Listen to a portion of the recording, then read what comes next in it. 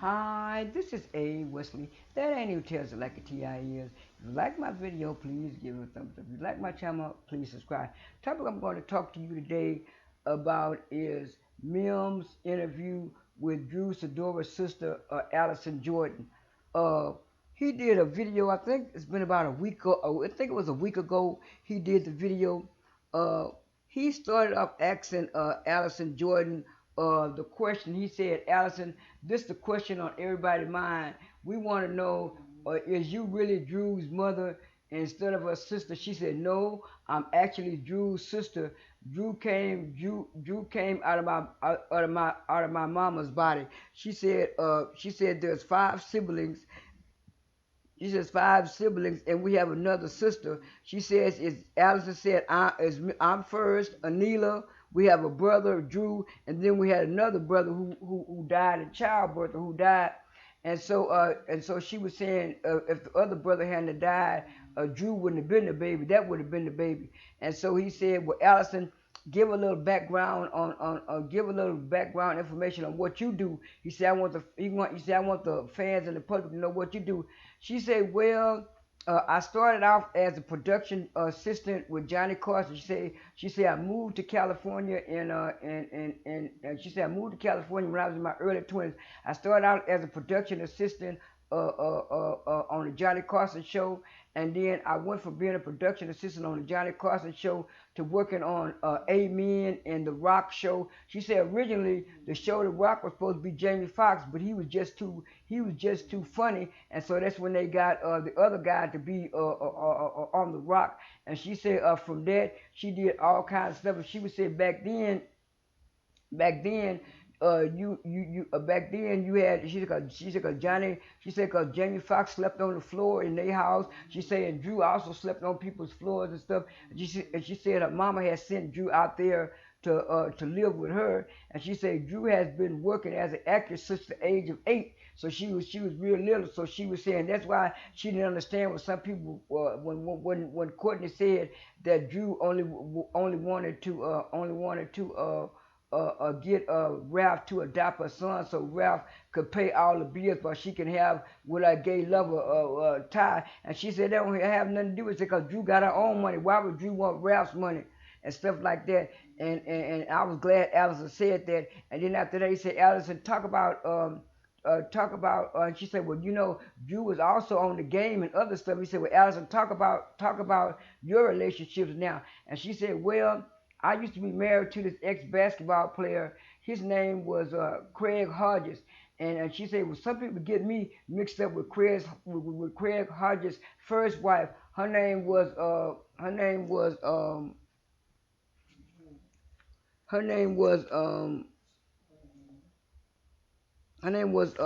Carletta. Says her name was Carletta."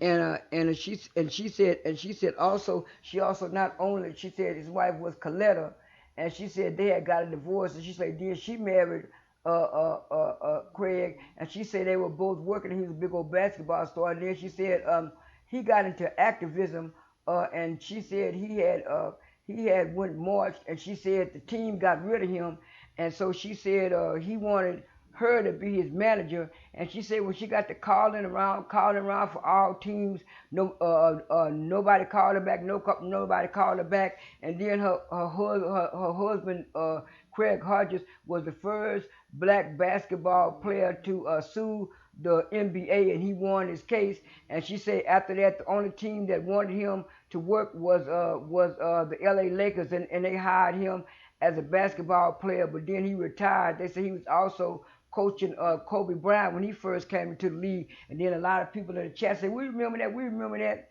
And then after that, she said not only did she manage Drew, but she said little did people know that Holly Robinson Pete mama was managing Wesley Snipes. And she said she also managed Wesley Snipes at one time right before he went to jail. And she said back in the day, it was Black Hollywood, and it was only two networks that wanted to look at black shows. She said it was the WB and UPN. I remember both of them because UPN had the girlfriends on it, so I remember both of those networks. And she was saying that's why back then you had to be close knit in Black Hollywood because a whole lot of people slept on each other's floor because they had to be tight knit. And she said sometimes she would be writing and producing for actors and doing this, so she had a good resume.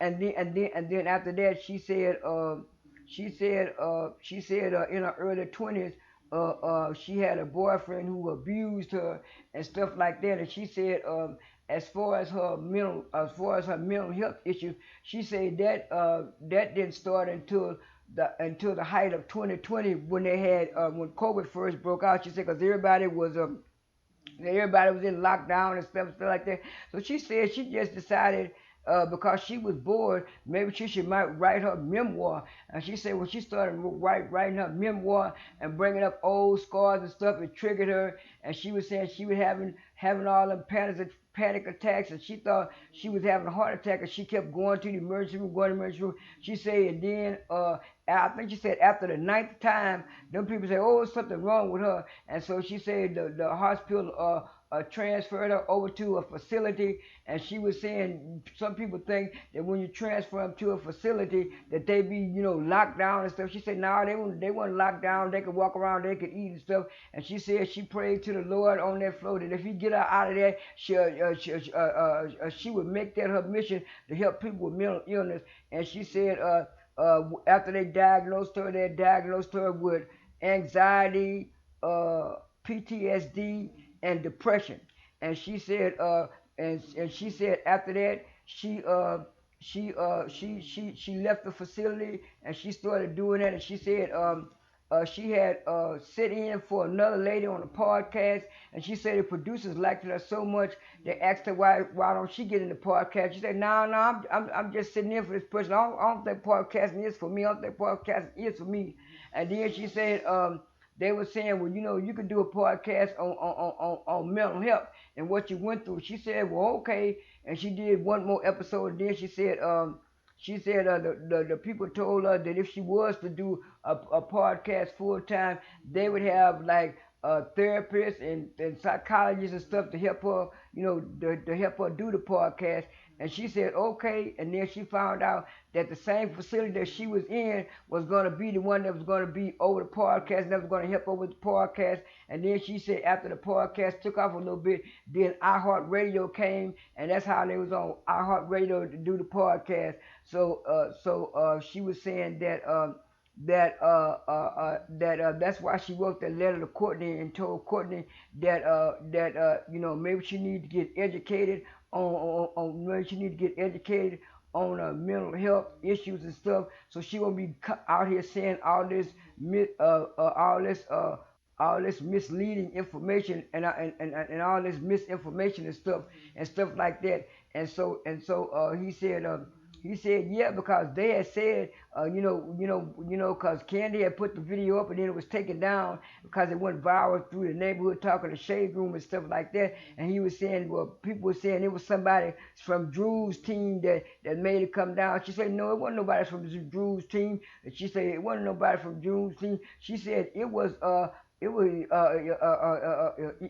mental health organization, and they were saying yeah, it was somebody big. She said well, the mental health organization is much bigger than Candy's platform, and so they the one. And I said oh yeah, they sure was the one that while everybody was wondering why Candy's channel was strike. And then she was saying she's doing more of that, and she was saying as far as Drew having her on the show, she said she was on the show in season one, but it was like a FaceTime thing and stuff like that. And so the producers decided to cut it out. So she said this wasn't her first time being on Roll Hard with Drew. She been on there for season one. And then so I mean I guess season one of Drew's time coming on there. But anyway, she said that she's back. She's Drew's manager back now and stuff. And she was saying That's why Ralph wanted her to be out of Drew's life, so he could control Drew and do everything. He said that was the main reason, because she said she really didn't do nothing to Ralph. She said Ralph didn't like that she called him controlling, and she was saying at that time she couldn't tell Drew nothing, because Drew came from a family where you tried to make your marriage work your marriage work. She said her and Drew came from that same type of family. And she said her mom and dad stayed together for long years. And she said her mom worked two jobs while her daddy went to medical school. And when her daddy finished medical school, he took over and stuff. So she said they was a well knit family and stuff like that. And she was saying that people shouldn't go out here. And he said, well, when Courtney was saying that stuff about you, Allison, and Drew and mental illness, Candy was looking kind of funny. Candy didn't like it. She said if Candy didn't like it, Candy could have edited that video. Candy could have told her that wasn't right. She shouldn't talk about that. She said so Candy was kind of complacent.